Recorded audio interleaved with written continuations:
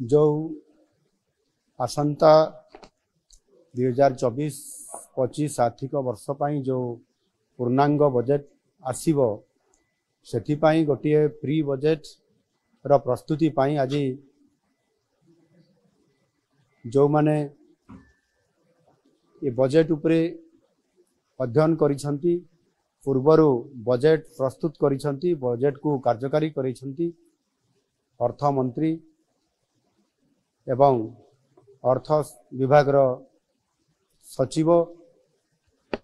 एवं जो माने अर्थ उपरे पांडित्य अर्जन करिसंती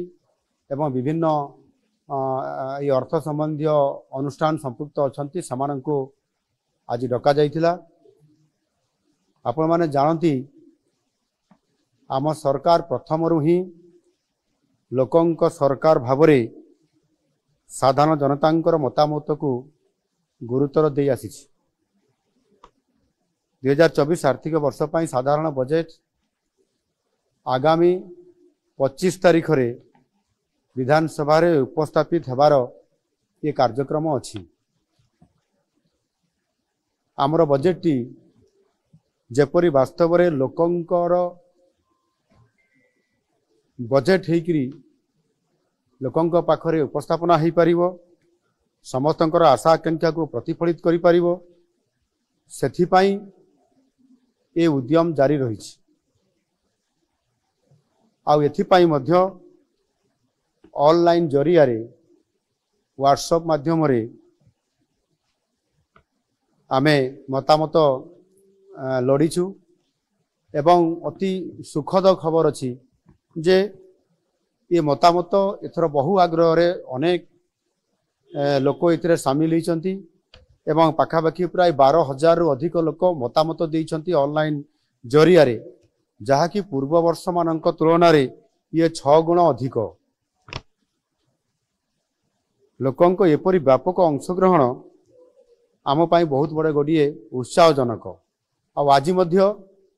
ए प्री बजेट रो ई प्रस्तुति बैठक रे पाखापाखि प्राय 150 रु अधिक लोक विज्ञ लोक एटी उपस्थित थिले। सेमानक भितर अनेक जहाँ मु कहली अर्थ संबंधी विभिन्न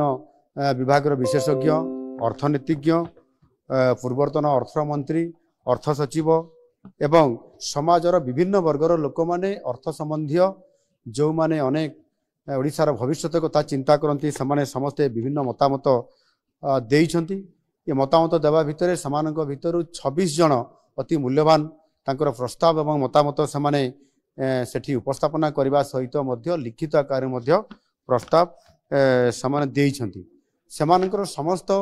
मतामत एवं प्रस्ताव को आम विभाग तरफ लिपिबद्ध करा जाइछि एवं ताहाकू विचार करी आगामी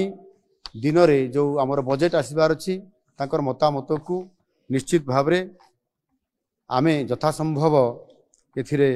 प्रतिफलित करिया पई आमे चेष्टा करिवु आ सेथिपाई जो लोकंकर बजेट जेभली भावरे आज लोकंका